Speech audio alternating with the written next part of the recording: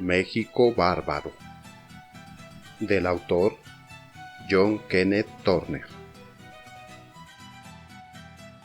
Capítulo 5. En el Valle de la Muerte. Visité Valle Nacional a fines de 1908 durante una semana y me detuve en todas las grandes haciendas. Pasé 3 noches en varios de sus cascos y 4 más en uno u otro de los pueblos. Lo mismo que en Yucatán, visité la región bajo el disfraz de un probable comprador de fincas y logré convencer a las autoridades y a los propietarios de que disponía de varios millones de dólares listos para su inversión. En consecuencia, evité hasta donde fue posible que estuvieran en guardia. Igual que en Yucatán, pude conseguir información no solo por lo que vi y oí de los esclavos, sino también por lo que me dijeron los propios amos. En realidad, tuve más suerte que en Yucatán porque me hice amigos de jefes y policías, al grado que nunca llegaron a sospechar de mí.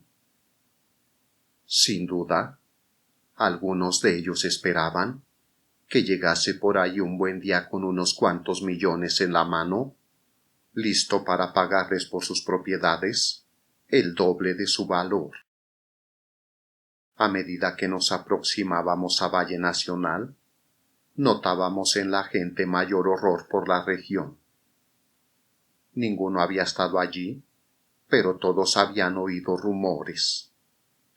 Algunos habían visto a los supervivientes, y la vista de esos cadáveres vivientes había confirmado tales rumores. Al bajar el tren en Córdoba, vimos que cruzaba el andén una procesión de 14 hombres. 2 adelante y 2 atrás de la fila con rifles, y los 10 restantes con los brazos amarrados a la espalda y las cabezas bajas. Algunos iban andrajosos, otros vestían bien y varios llevaban pequeños bultos colgados del hombro. «Camino del valle», murmuré. Mi compañero afirmó con un movimiento de cabeza y pocos momentos después desapareció la procesión. Había entrado por una puerta estrecha del lado opuesto de la calle, en una caballeriza situada estratégicamente para que los desterrados pasaran allí la noche. Después de la cena me mezclé con la gente que había en los hoteles principales de la ciudad y representé también mi papel de inversionista, que conseguí cartas de presentación de un rico español para varios esclavistas del valle.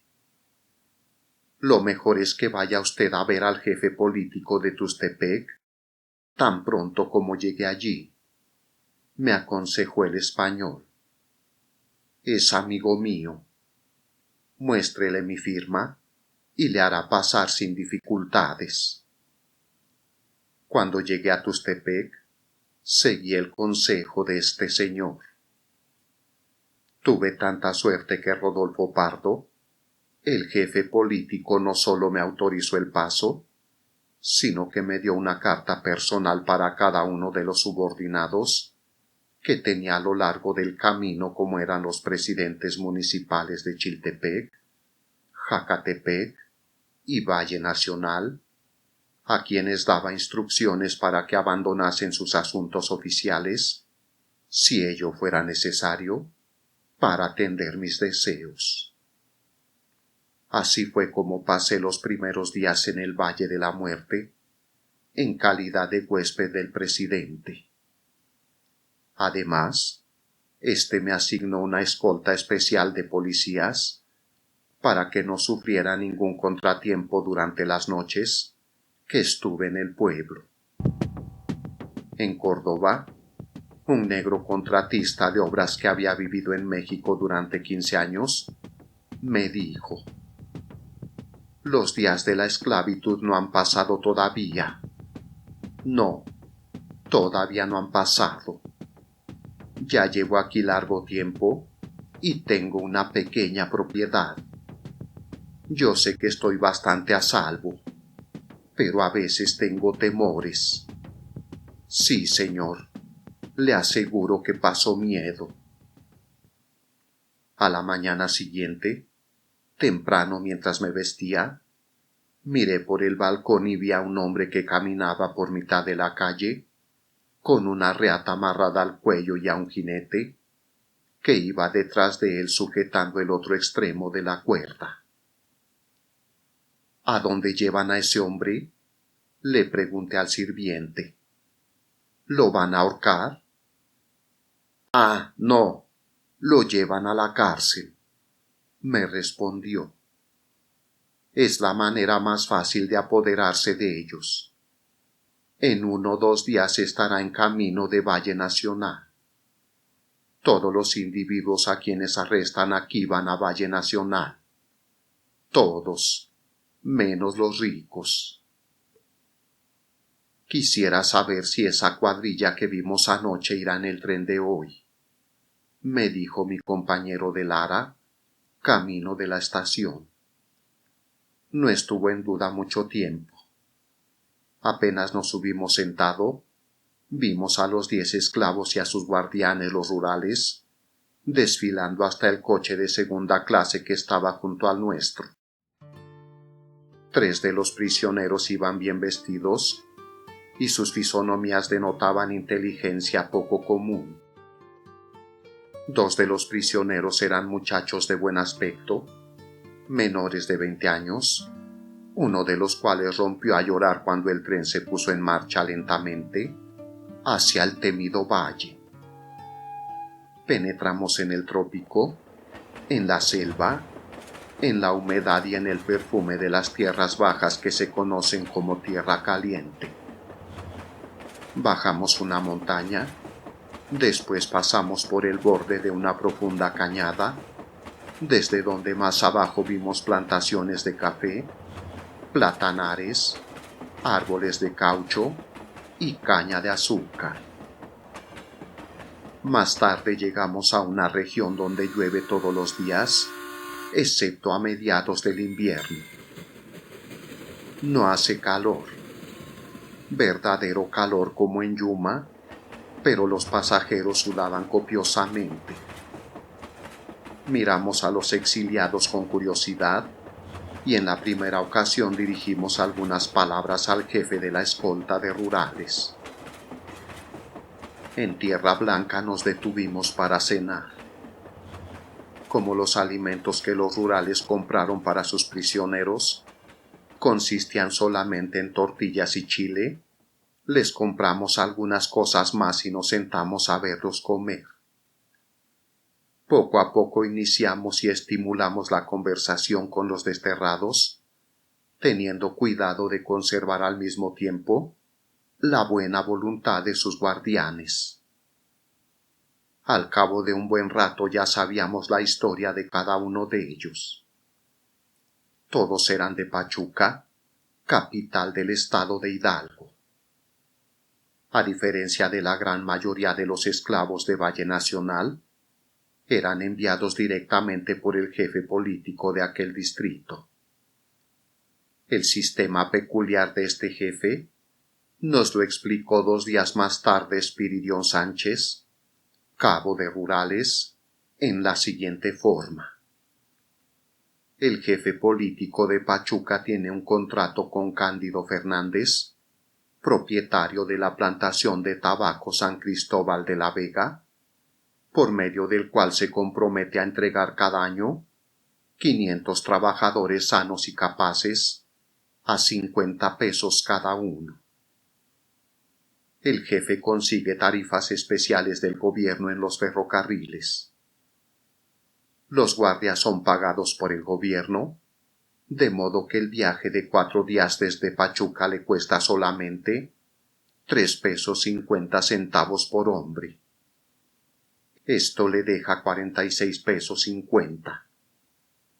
De esta cantidad, tiene que pasarle algo al gobernador de su estado, Pedro L. Rodríguez, y algo al jefe político de Tustepec.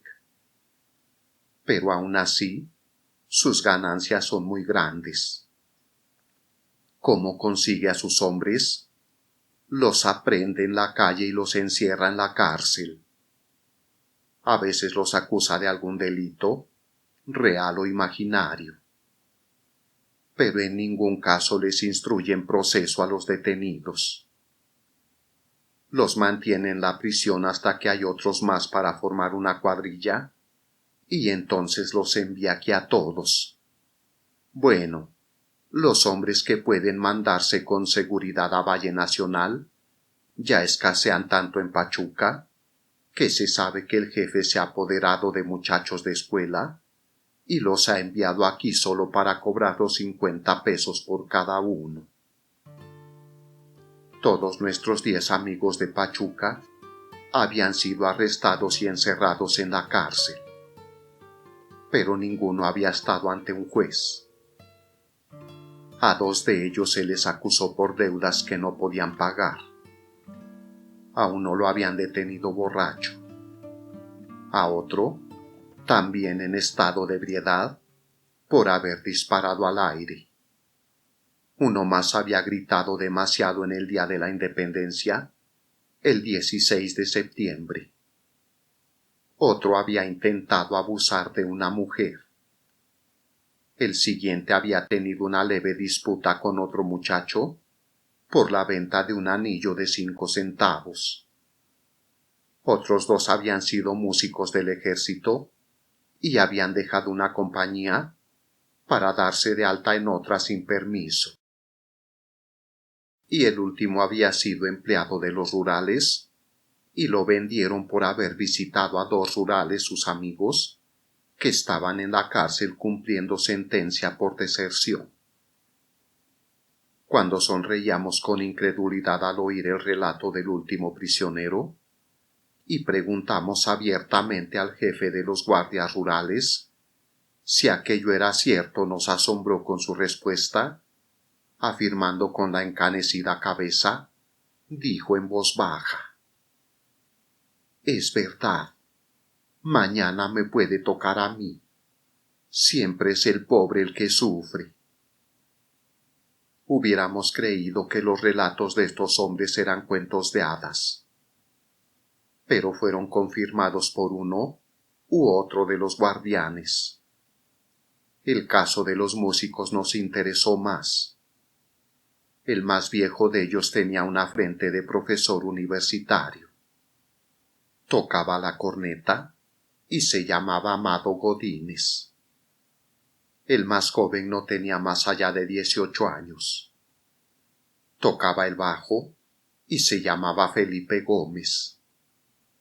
Este último fue quien lloró en el momento de la partida. «Nos mandan a la muerte, dijo entre dientes Godínez. «Nunca saldremos vivos de ese agujero». Durante todo el camino, donde quiera que lo encontramos decía lo mismo, repitiendo una y otra vez: «Nos mandan a la muerte, a la muerte». Y siempre al oír estas palabras, el muchacho de cara bondadosa que iba a su lado acobardado, dejaba escapar las lágrimas silenciosamente. En el hule, la puerta del infierno mexicano, nos separamos de nuestros desgraciados amigos por algún tiempo. Al dejar la estación y abordar la lancha en el río, vimos a los 10 que iban amarrados en fila, custodiados por un rural a caballo en la vanguardia y otro detrás desaparecer en la selva hacia Tustepec. Cuando llegamos a la capital del distrito, 4 horas más tarde, los encontramos de nuevo a la luz incierta del crepúsculo. Habían adelantado a la lancha en el viaje aguas arriba, habían cruzado en una canoa y ahora descansaban por un momento en la arena de la orilla, donde sus siluetas se destacaban contra el cielo. Rodolfo Pardo, el jefe político a quien visitamos después de la cena, resultó ser un hombre delgado, pulcro, de unos 40 años, bien rasurado. Sus ojos penetrantes como flechas aceradas nos reconocieron de arriba abajo en un principio. Pero la imagen de los millones que íbamos a invertir, y de los cuales él podría obtener una buena parte, lo dulcificó a medida que nos fuimos conociendo. Cuando estrechamos su fría y húmeda mano al despedirnos, habíamos conseguido todo lo que nos proponíamos.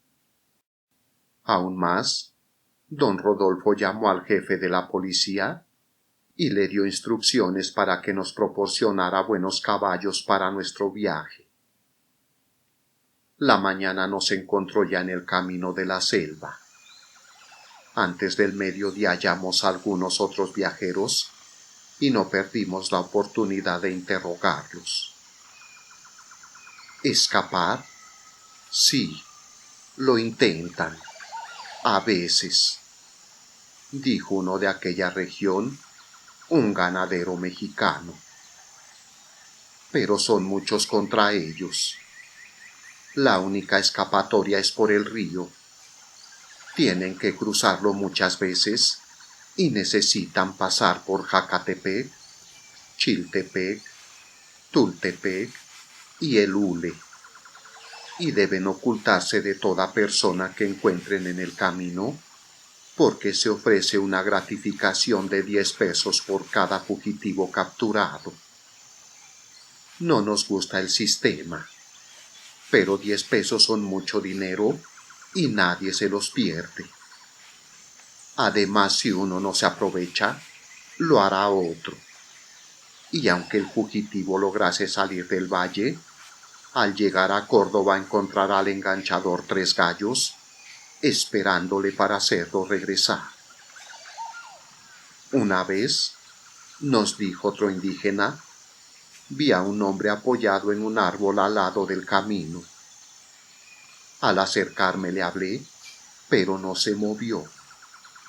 Tenía el brazo doblado contra el tronco del árbol y sus ojos parecían estar observando la tierra. Lo toqué en el hombro y me di cuenta de que estaba bien muerto. Lo habían soltado para dejarlo morir lejos y había caminado hasta allí. ¿Que cómo supe que no era un fugitivo? Ah, señor, fue fácil. Usted lo hubiera sabido también si hubiera visto sus pies hinchados y los huesos de su cara al descubierto. Ningún hombre en esa condición podría escaparse. A la caída de la noche entramos en Jacatepec y allí vimos a las cuadrillas de esclavos. Habían salido antes y se habían mantenido delante andando los 46 kilómetros de camino lodoso, a pesar de que algunos de ellos se debilitaron por el encierro. Estaban tendidos en un espacio verde delante de la casa de detención. El cuello blanco de Amado Godínez había desaparecido. El par de zapatos finos, casi nuevos que en el tren llevaba puestos, estaban en el suelo a su lado, cubiertos de fango y humedad.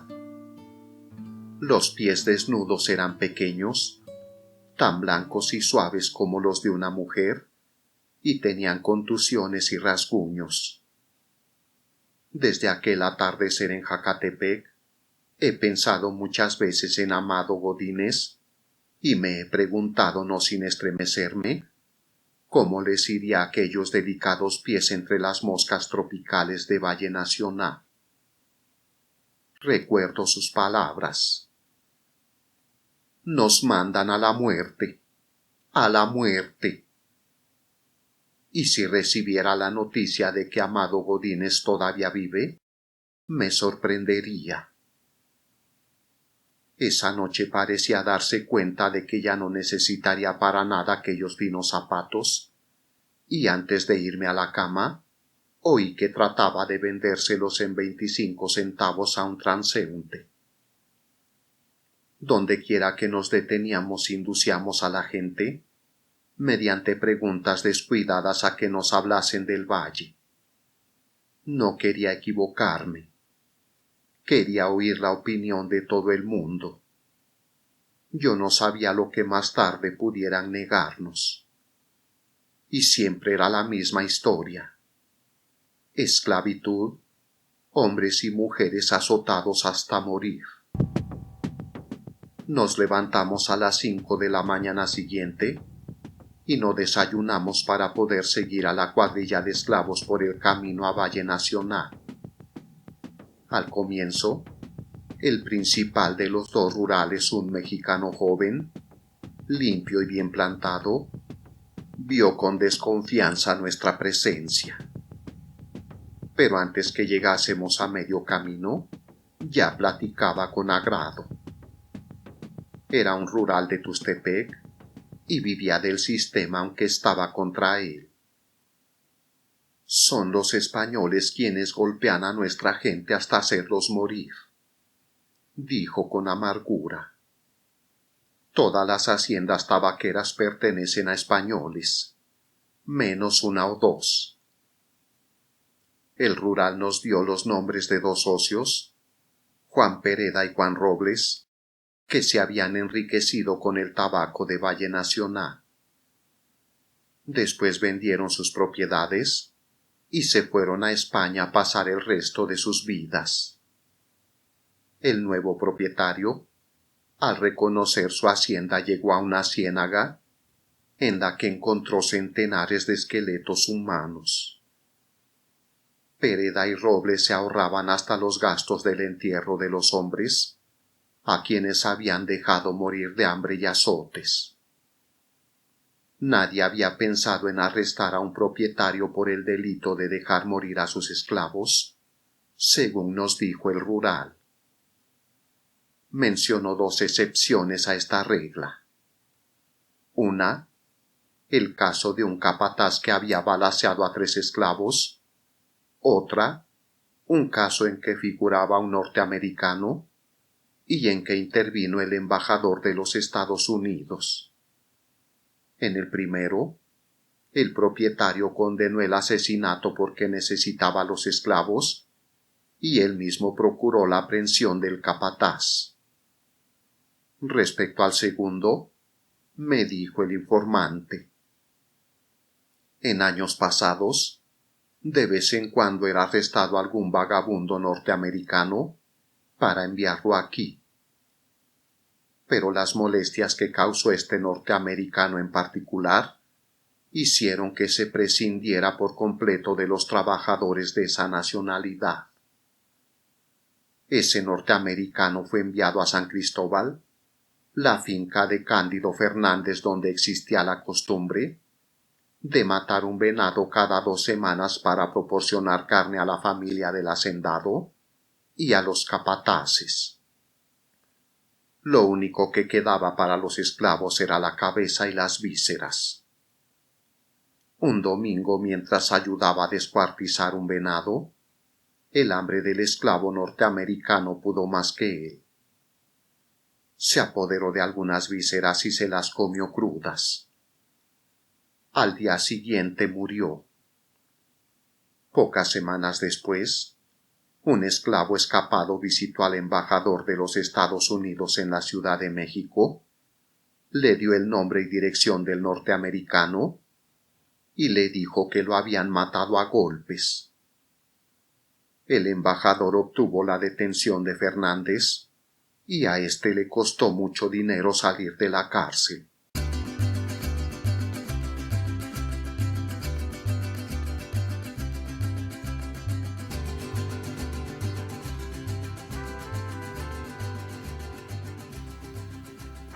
Hicimos un bello viaje, aunque muy duro. En cierto lugar desmontamos y por las inclinadas faldas de una gran montaña, dejando a nuestros caballos que encontrasen por sí solos el camino entre las piedras detrás de nosotros. En otro sitio, esperamos mientras los esclavos se quitaron la ropa, la recogieron en envoltorios que cargaron sobre la cabeza y vadearon un arroyo. Nosotros seguimos a caballo. En muchos lugares hubiera deseado tener una cámara fotográfica, pero sabía que si la hubiera tenido, me habría traído disgustos. Imaginen aquella procesión desfilando en fila india por la ladera de una colina. La vegetación tropical arriba, interrumpida a trechos por salientes de gigantescas rocas grises. Más abajo una pradera llana y un poco más allá las curvas, las líneas casi femeninas de ese encantado río que es el Papaloapan. Imaginen a esos 10 esclavos, 6 de ellos con el alto sombrero de palma, que es de rigor entre la gente del pueblo, y 4 con sombreros de fieltro. Todos descalzos, menos el muchacho músico quien con seguridad tiraría sus zapatos antes del fin de la jornada. La mitad de ellos iba sin equipaje, en la creencia de que los amos les proporcionarían cobijas y otras ropas. La otra mitad llevaba a la espalda bultos pequeños, envueltos en mantas de vivos colores.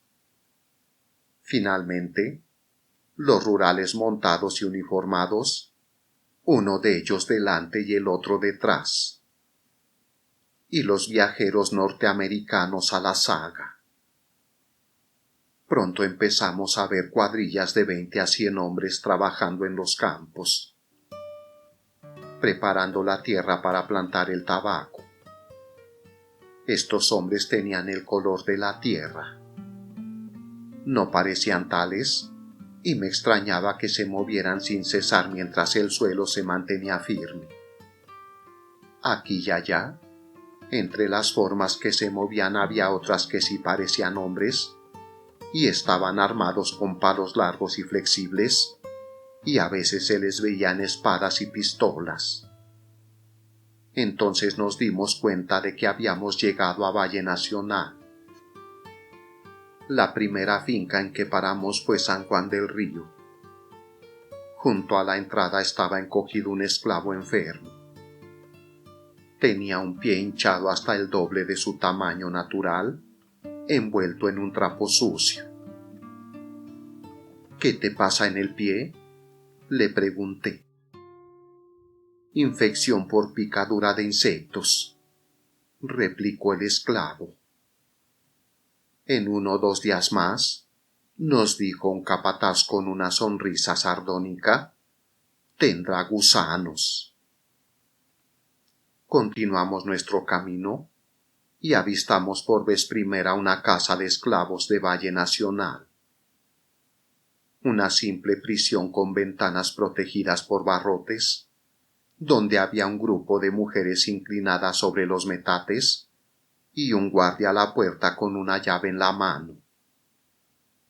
Ya se dijo antes que uno de los cabos de rurales se oponía al sistema, pero pronto nos demostró la perfección con que participaba en él. Al rodear una peña vimos de repente a un hombre agachado, medio oculto tras de un árbol. Nuestro rural lo llamó, y el hombre se acercó temblando y tratando de ocultar las naranjas verdes que había estado comiendo. La conversación entre ambos fue algo parecida a lo siguiente. El rural: ¿a dónde vas? El hombre: a Oaxaca. El rural: ¿de dónde eres? El hombre: del puerto de Manzanillo. El rural: te has desviado como 160 kilómetros de tu camino.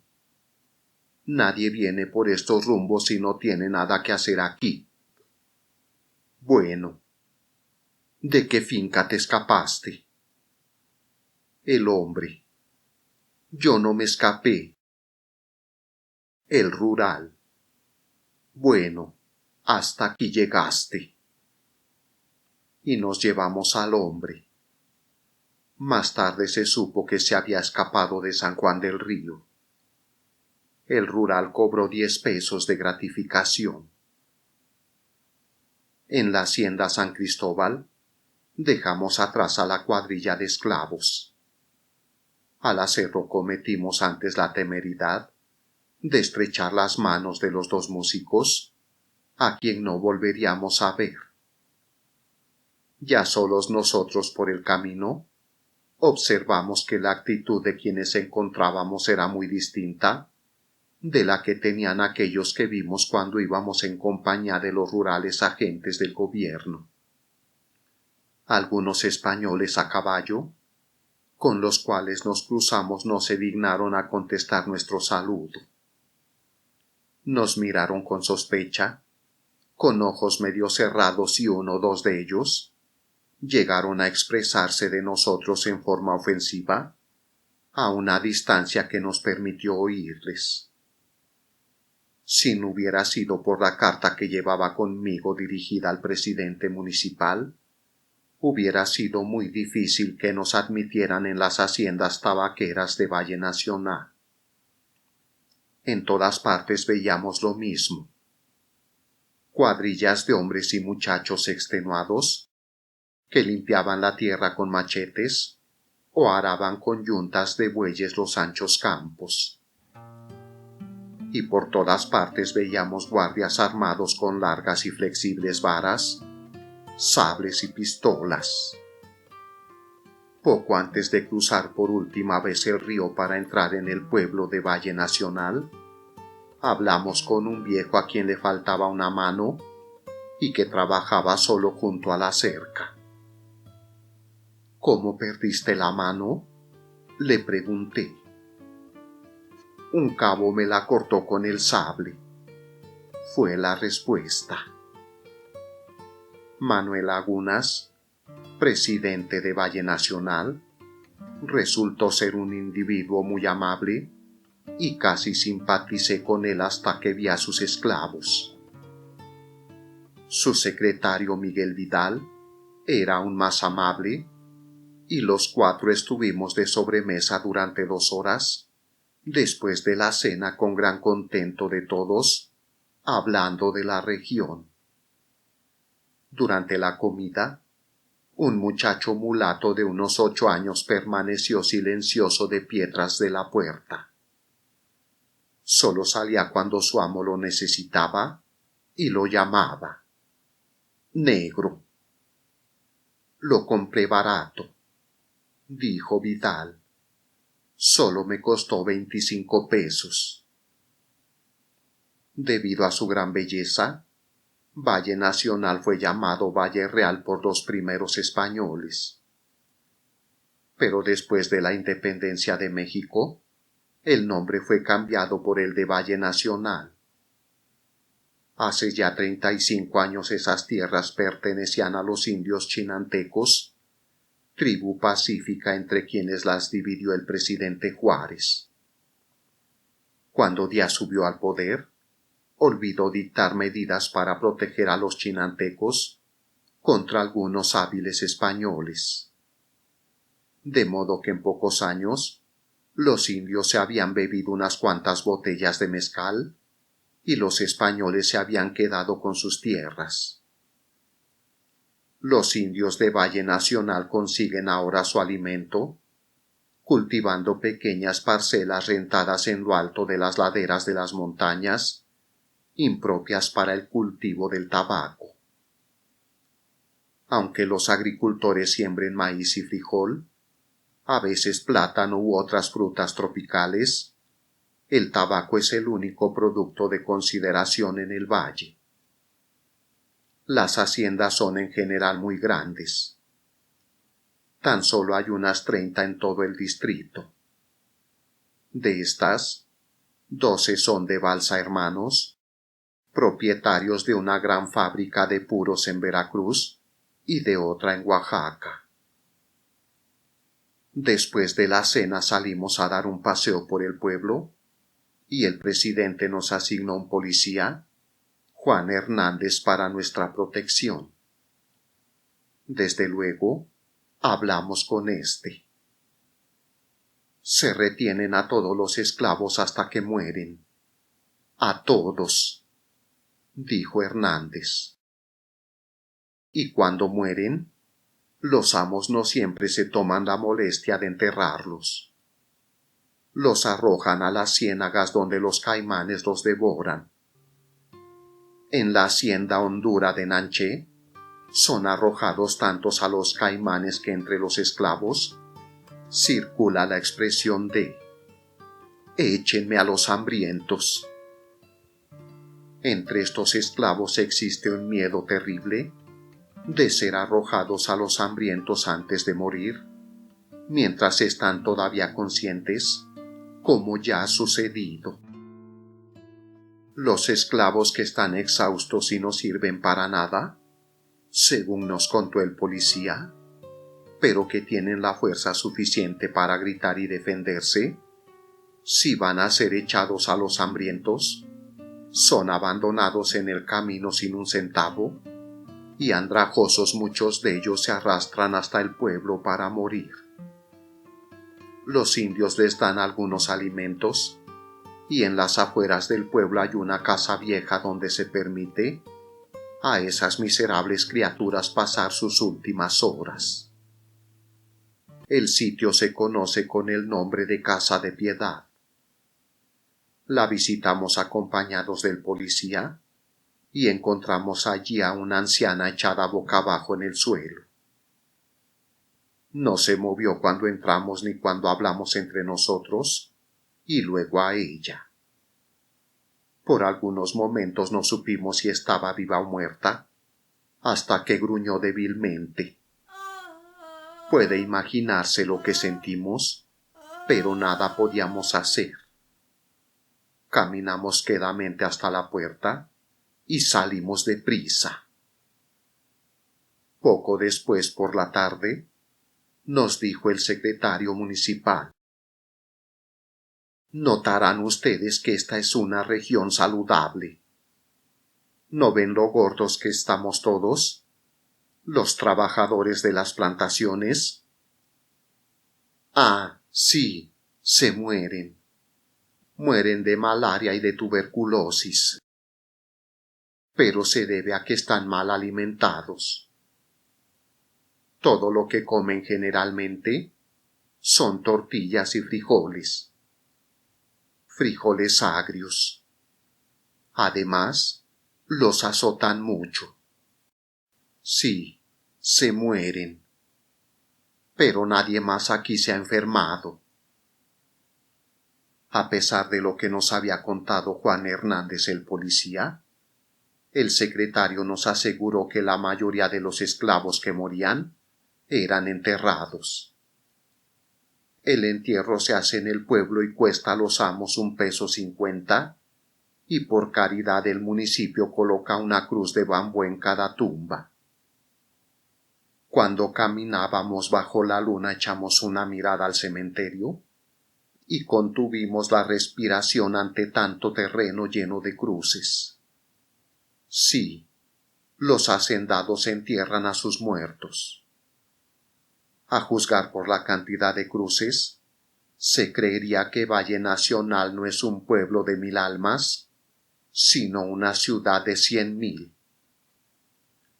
Al dirigirnos hacia la casa del presidente para dormir, nos detuvo el rumor de una débil voz que nos llamaba.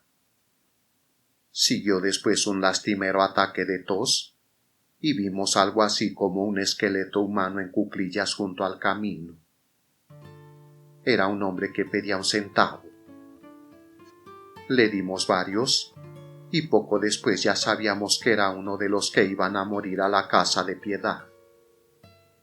Era cruel hacerle hablar, pero insistimos, y en horrible susurro logró relatar su historia entre golpes de tos. Se llamaba Ángel Echavarría.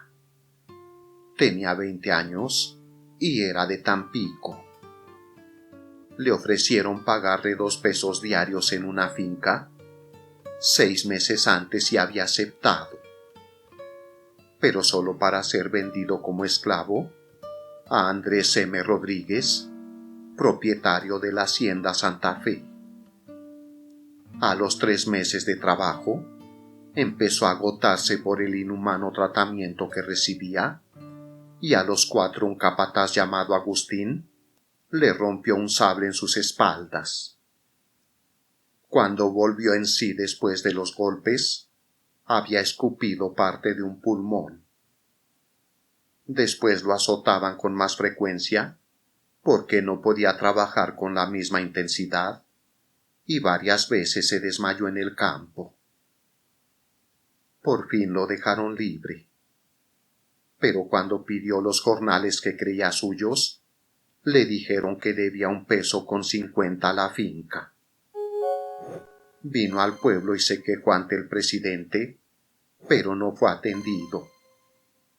Ahora, demasiado débil para emprender la marcha a su hogar, moría tosiendo y pidiendo limosna.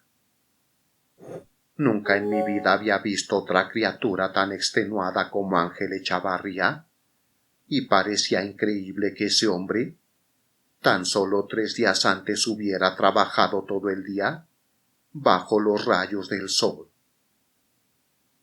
Visitamos la hacienda Santa Fe, así como otras 6 más, y comprobamos que el sistema de alojamiento, de alimentación, de trabajo y de vigilancia de los esclavos era el mismo. El dormitorio principal de Santa Fe consistía en una habitación sin ventanas, con el piso de tierra y cuyas paredes eran postes clavados en el suelo, a 3 centímetros de distancia uno de otro, sujetos firmemente con alambres de púas. Era tan inexpugnable como una cárcel norteamericana. Las camas consistían en petates extendidos sobre bancas de madera.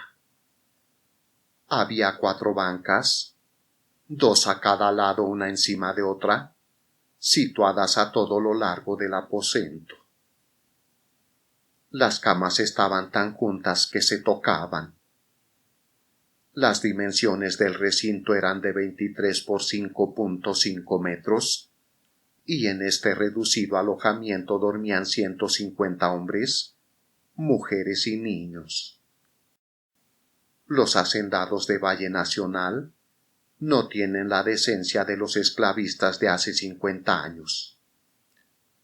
En ninguna de las haciendas visitadas encontré un dormitorio separado para las mujeres.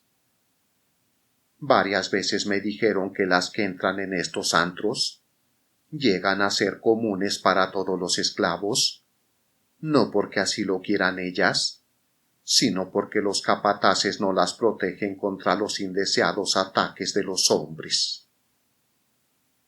En la hacienda Santa Fe, el mandador o superintendente duerme en una pieza situada en un extremo del dormitorio de los esclavos.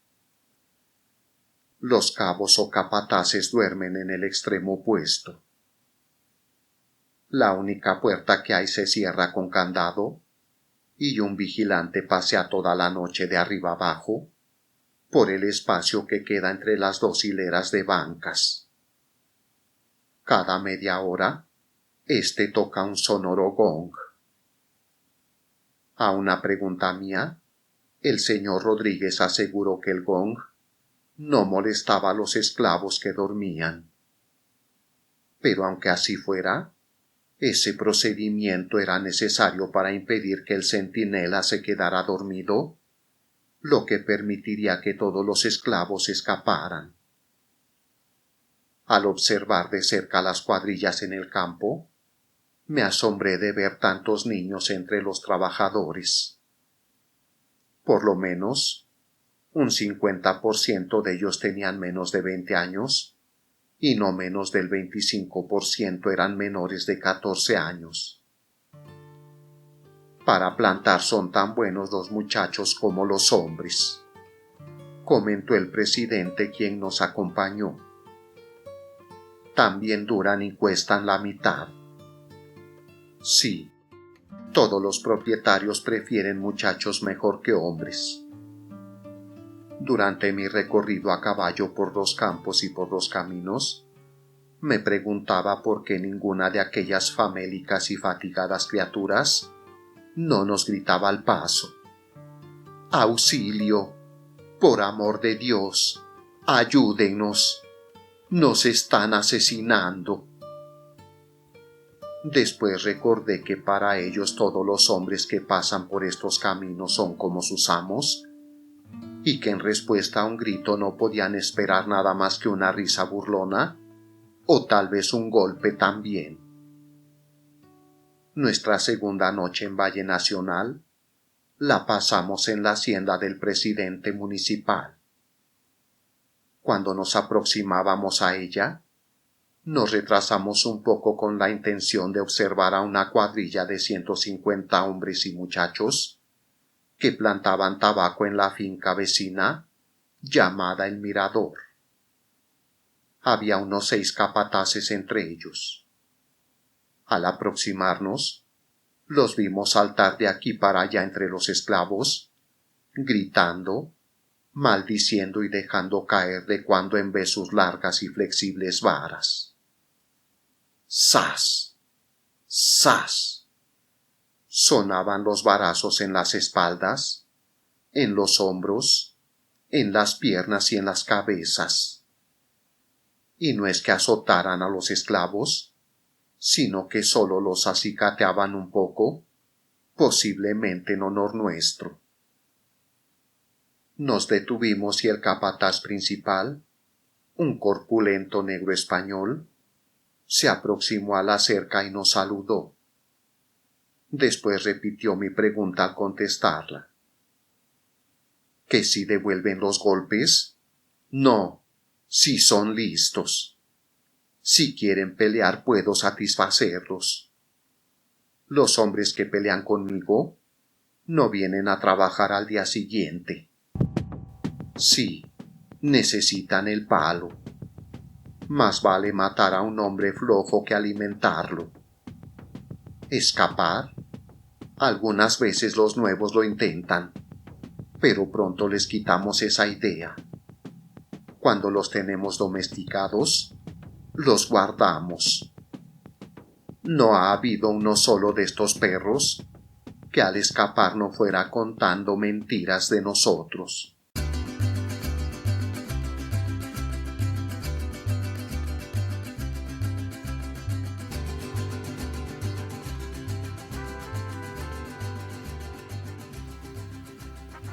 Aunque viviera 1000 años, nunca olvidaría las expresiones de muda desesperación que vi por todas partes.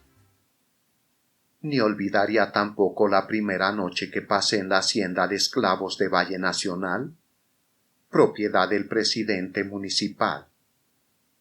El sitio tenía el apropiado nombre de la sepultura, aunque se lo habían puesto los indios mucho antes de que se convirtiera en sepultura de esclavos mexicanos.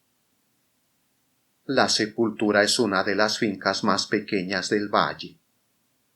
El dormitorio es solamente de 12 por 4.5 metros y aloja 70 hombres y mujeres cada noche. Adentro no hay bancas, nada más que la tierra desnuda y un delgado petate para cada durmiente. Allí encontramos sola y tirada en el suelo a una mujer vieja, enferma y temblorosa. Más tarde esa misma noche, vimos el local lleno de miserables que tiritaban de frío por el viento huracanado y la lluvia que caía a torrentes.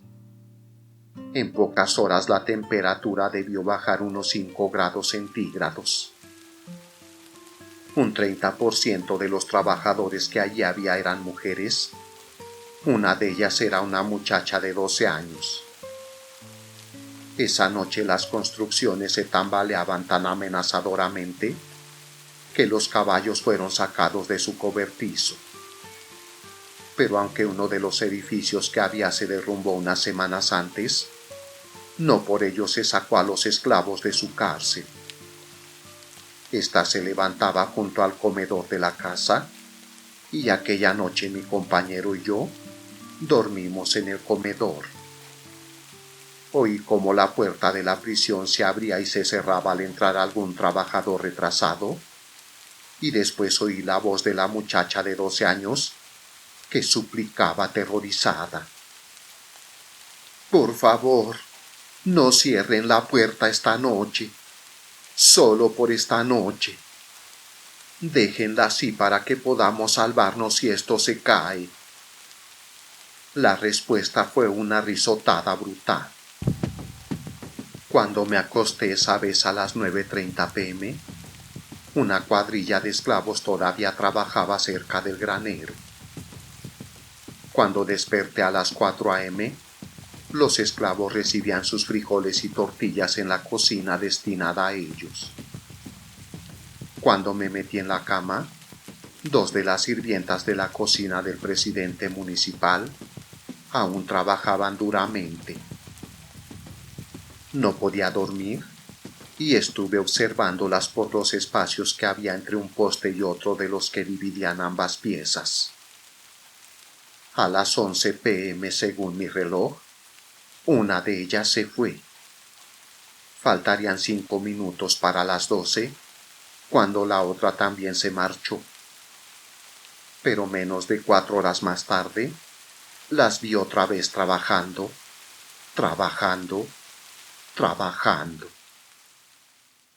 Sin embargo, tal vez les iba mejor que a las que molían el maíz y a las aguadoras.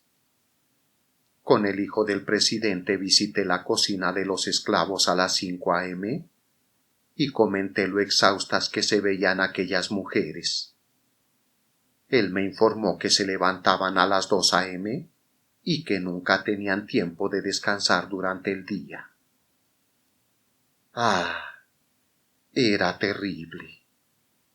Este muchacho de 16 años, administrador de la hacienda en ausencia de su padre, me contó con mucho placer la fiereza con que algunas veces las mujeres luchaban contra los asaltos de los hombres, y cómo él había gozado en ocasiones mirando a través de una rendija esos trágicos encuentros en la noche. Hasta el amanecer nos molestaron las toses secas, desgarradas, que llegaban hasta nosotros a través de las junturas. Otras veces eran profundos suspiros. De Lara y yo no hablamos de estas cosas hasta la mañana siguiente, cuando le hice notar su aspecto fatigado. Oí los suspiros, las toses y los gemidos, me dijo. Oí a las mujeres llorar y yo también lloré. Lloré 3 veces. No sé cómo podré volver a reír y a ser feliz. Mientras esperábamos el desayuno, el presidente municipal nos dijo muchas cosas acerca de la esclavitud y nos mostró buena cantidad de cuchillos y limas que se habían quitado a los esclavos en diferentes ocasiones. Como los presos de una penitenciaria, los esclavos habían llegado de una manera u otra a poseer esas herramientas con la esperanza de utilizarlas por la noche para salir de su prisión y escapar de los centinelas. El presidente nos dijo francamente que las autoridades de las ciudades de México, Veracruz, Oaxaca, Pachuca y Jalapa se dedican con regularidad al tráfico de esclavos, generalmente en combinación con uno o más enganchadores. Nombró al alcalde de un puerto bien conocido, que fue citado en los periódicos norteamericanos como huésped del presidente Roosevelt en 1908 y distinguido asistente a la Convención Republicana de Chicago. Este alcalde, dijo el presidente de Valle Nacional, empleaba ordinariamente la fuerza policíaca de su ciudad como red para pescar esclavos. Mandaba detener a toda clase de personas con cualquier pretexto, solo por cobrar los 45 pesos por cabeza que le pagarían los cultivadores de tabaco. Nuestra conversación de aquella mañana fue interrumpida por un capataz español que vino a hablar con el presidente. Hablaron en voz baja, pero pudimos captar casi todo lo que dijeron. El capataz había matado a una mujer el día anterior y había venido a ponerse a disposición del presidente. Después de 10 minutos de consulta, éste estrechó la mano del culpable y le dijo que se fuera a su casa y atendiera sus obligaciones sin pensar más en este asunto. Era domingo y pasamos todo el día en compañía de Antonio Pla, probablemente el monstruo humano principal del valle. Pla es el gerente general de Balsa Hermanos y como tal vigila el movimiento de 12 grandes haciendas. Reside en la llamada Hondura de Nanché, la que tiene fama de tirar los muertos a los caimanes y donde tuvo origen la expresión «échenme a los hambrientos». Pla llama a sus esclavos los tigres y tuvo gran placer en mostrarnos las guaridas de los tigres, así como en explicarnos su sistema completo de compras, castigos y enterramientos. Pla estimaba que el movimiento anual de esclavos hacia Valle Nacional era de 15,000 y me aseguró que aunque los trabajadores mataran a todos ellos, las autoridades no intervendrían. ¿Por qué iban a intervenir?, preguntó. ¿Acaso no los mantenemos?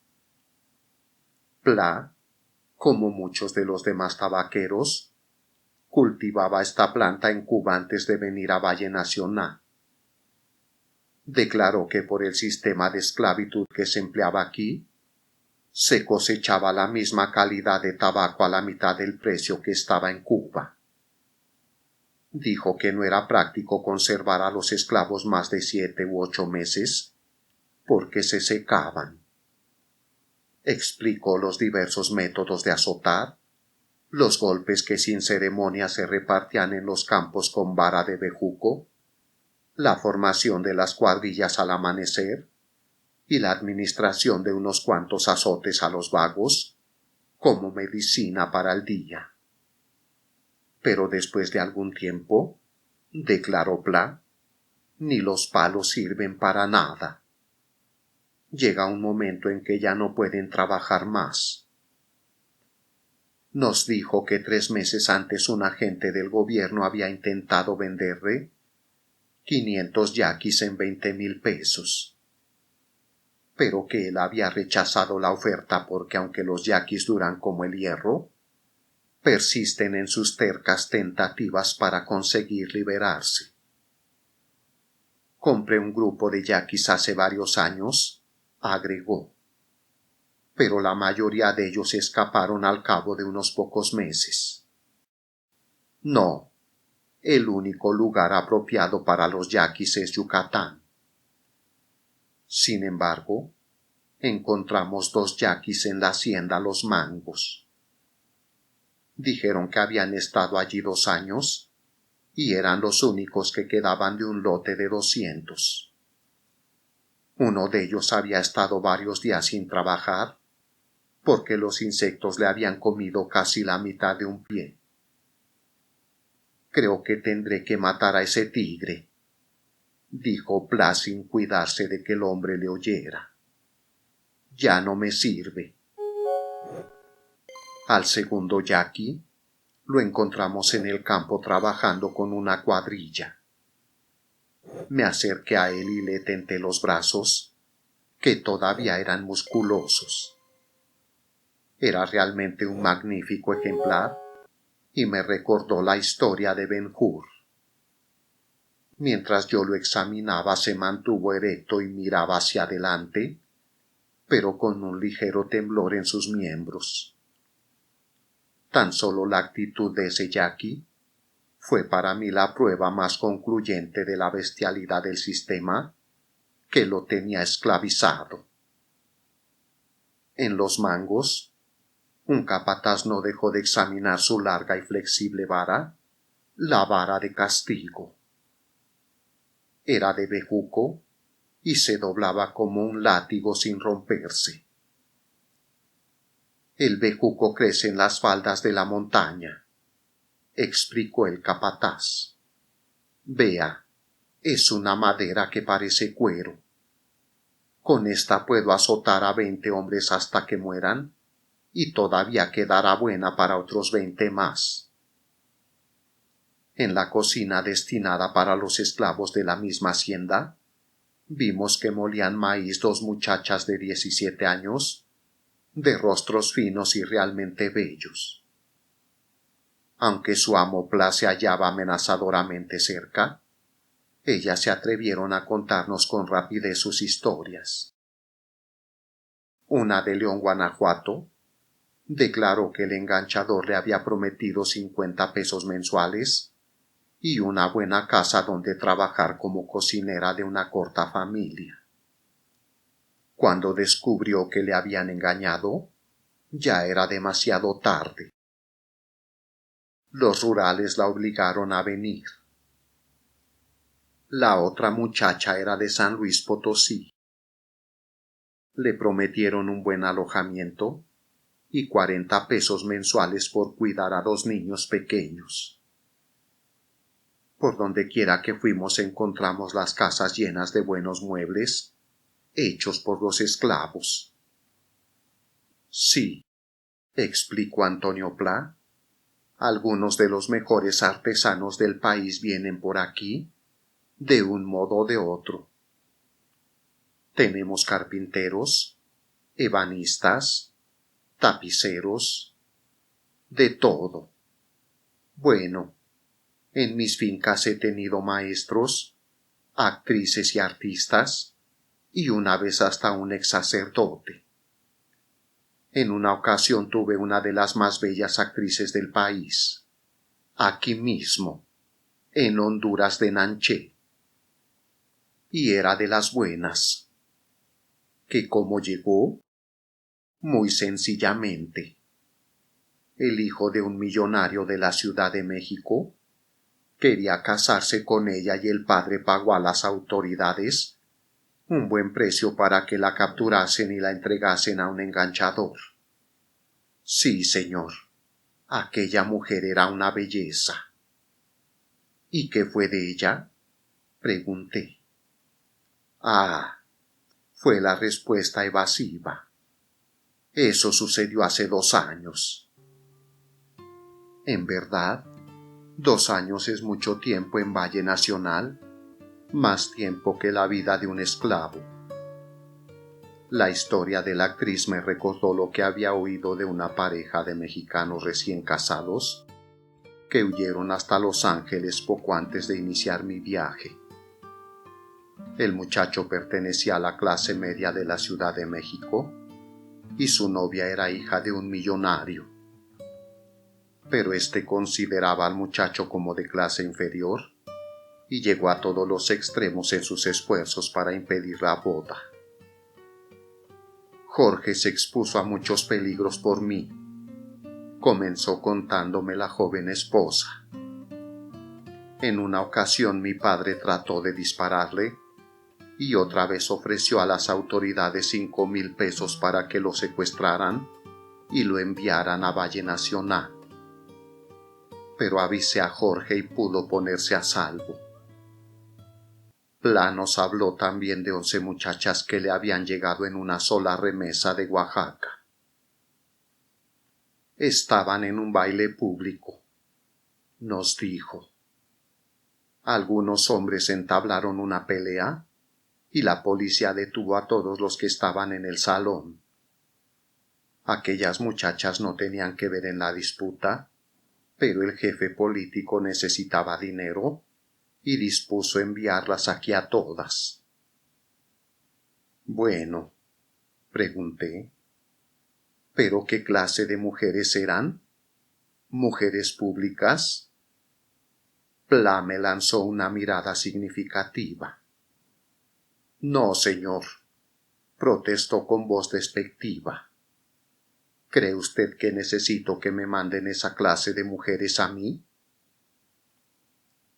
El tener cerca propietarios y superintendentes, además de la gran cantidad de vigilantes, nos impidió sostener largas conversaciones con los esclavos.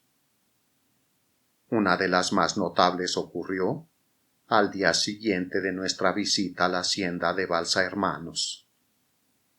Al regresar de un largo recorrido por varias plantaciones, llamamos a un hombre que araba cerca del camino las tierras de Honduras de Nanché.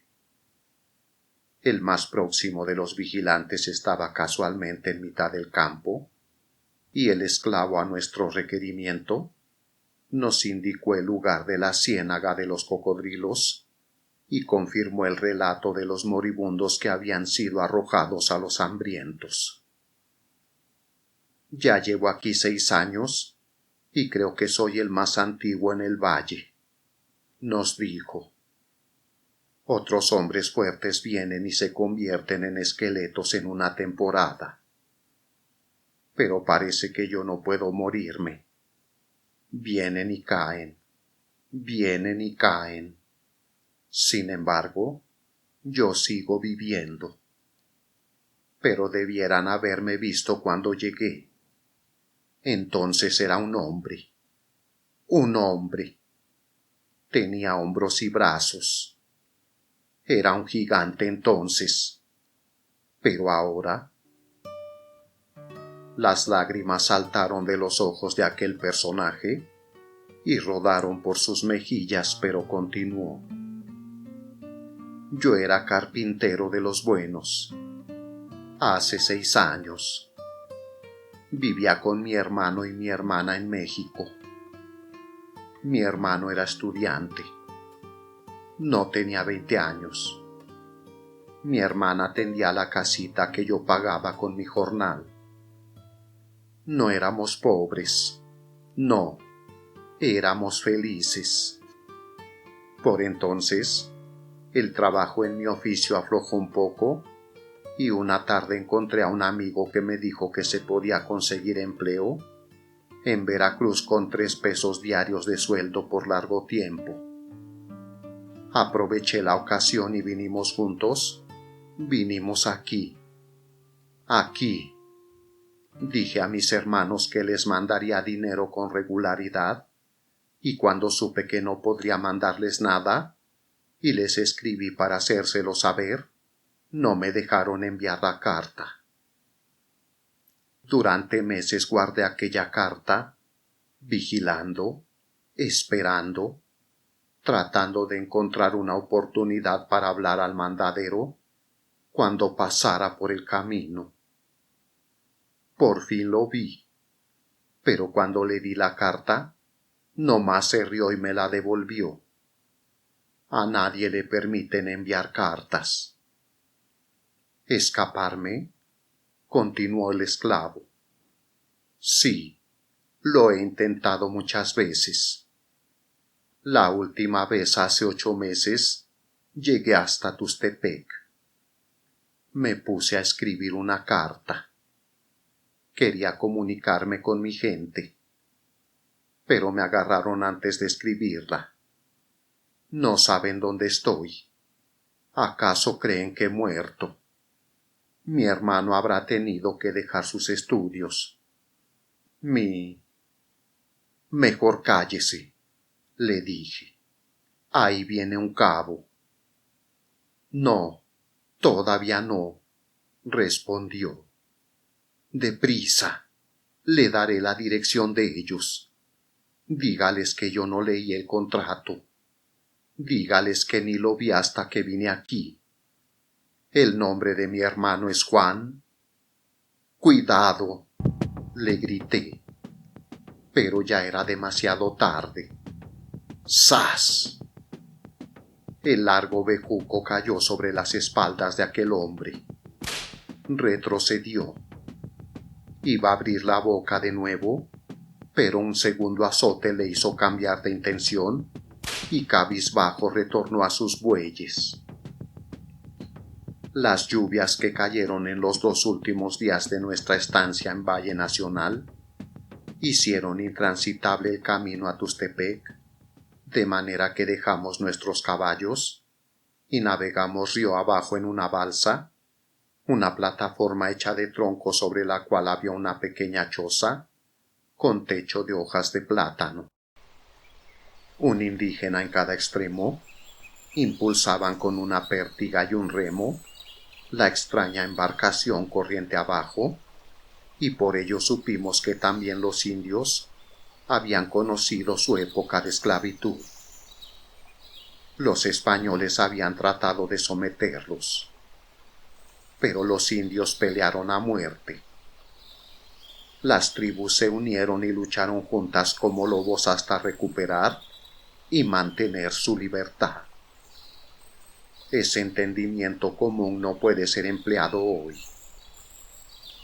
Al pasar por Tustepec, encontramos al señor P., político enganchador y pariente de Félix Díaz, sobrino del presidente Díaz y jefe de la policía en la Ciudad de México. El señor P., que vestía como un príncipe, se hizo agradable y respondió con toda libertad a nuestras preguntas, con la esperanza de asegurar un contrato para proporcionar esclavos a mi compañía. Sin embargo, hará usted dinero en Valle Nacional, dijo. Todos lo hacen. Después de cada cosecha, hay un éxodo de propietarios a México, donde algunos se quedan gastando su dinero en una vida desenfrenada. El señor P. tuvo la amabilidad de decirnos el destino de los 50 pesos que él recibía por cada uno de sus esclavos. Nos dijo que 5 pesos se entregaban a Rodolfo Pardo, jefe político de Tustepec, 10 pesos a Félix Díaz por cada esclavo que salía de la Ciudad de México y 10 pesos al alcalde de la ciudad o jefe político del distrito de donde procedieran los demás esclavos. El hecho de que soy cuñado de Félix Díaz, explicó el señor P., y además amigo personal de los gobernadores de Oaxaca y Veracruz, y de los alcaldes de esas ciudades, me coloca en situación de atender los deseos de usted mejor que cualquier otro.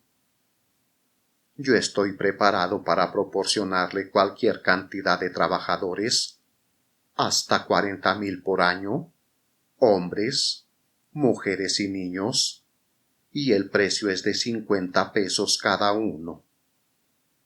Los trabajadores menores de edad duran más que los adultos. Le recomiendo usarlos con frecuencia a los otros. Le puedo proporcionar a usted 1,000 niños cada mes, menores de 14 años si estoy en posibilidad de obtener su adopción legal, como hijos de la compañía de manera que los pueda tener legalmente hasta que lleguen a los 21 años. Pero, ¿cómo puede adoptar mi compañía como hijos a 12,000 niños por año? ¿Quiere decir que el gobierno permitiría semejante cosa?, le pregunté. Eso déjemelo a mí, contestó el señor P. significativamente. Lo hago todos los días. Usted no paga los 50 pesos hasta que tenga en su poder a los niños con sus papeles de adopción.